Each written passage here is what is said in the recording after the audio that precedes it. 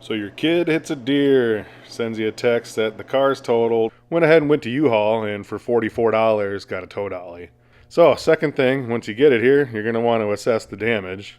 Now that we've assessed what is fucked, we need to replace what is fucked. So I'm going to probably take you on an adventure to a local U-Pull-It Junkyard, and we're going to see what we can find. But I have already ordered the AC condenser, radiator, and a core support.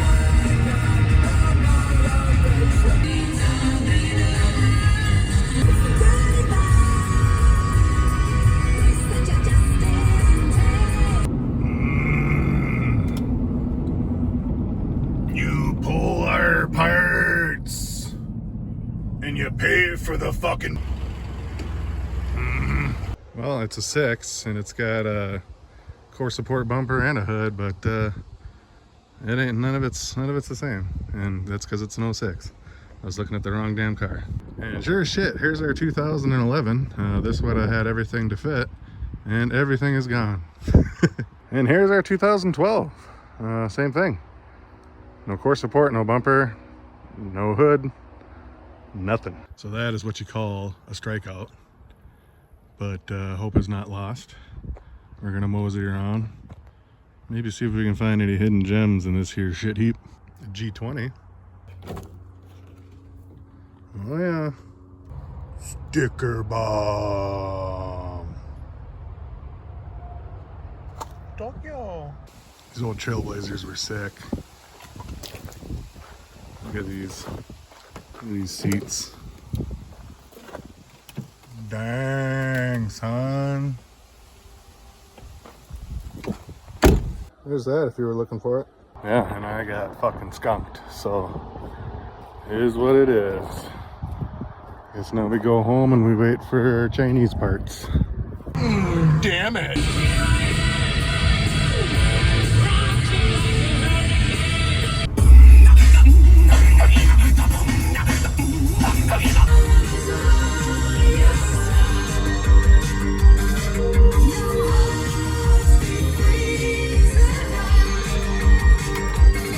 Ourselves a hood, and the radiator came in yesterday.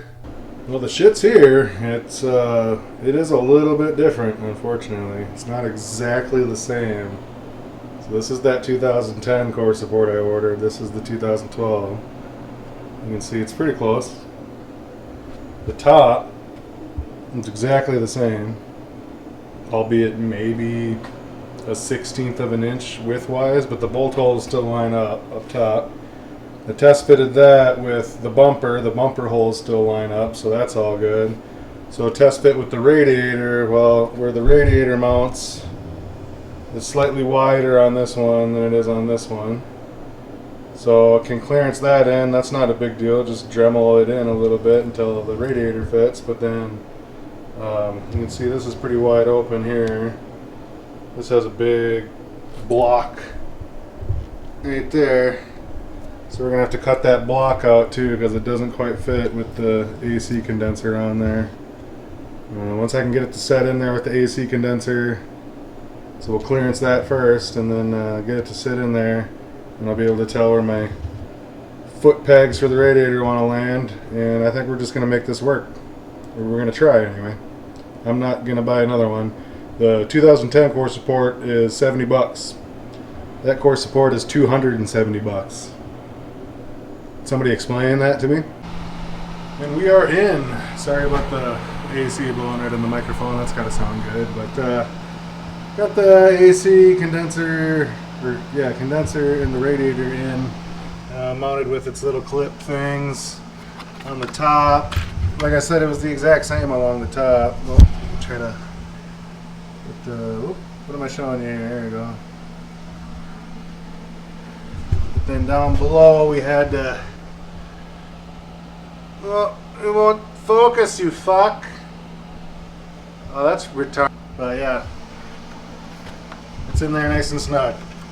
So I'm gonna call that good, and we're gonna carry on. Well, Humpty Dumpty is back together again. Obviously, I still gotta put the hood on, but I need a hand for that, and I used, a few more zip ties than I really planned on using. But that's, you know, the headlight brackets were all broken to shit. This whole, all the brackets in here were broken to shit. I say I got it on there pretty good. Headlights don't move around.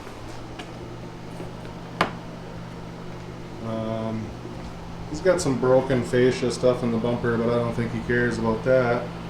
As long as it's back together and not overheating and you can drive it to work, we're good to go. So you can use a 2010 core support and a 2012. The top portion here is exactly the same. Where it bolts to the bumper, the actual crash bar that's behind the bumper, where it bolts to that is exactly the same. The only difference is the feet in the radiator. If you can clearance that a little bit, and then I needed to do a little bit of clearancing on the inside for the AC condenser. This must be a bigger AC condenser than what they had on the 2010, but do a little bit of clearancing for the condenser, a little bit of clearancing for the radiator feet, and it's in there.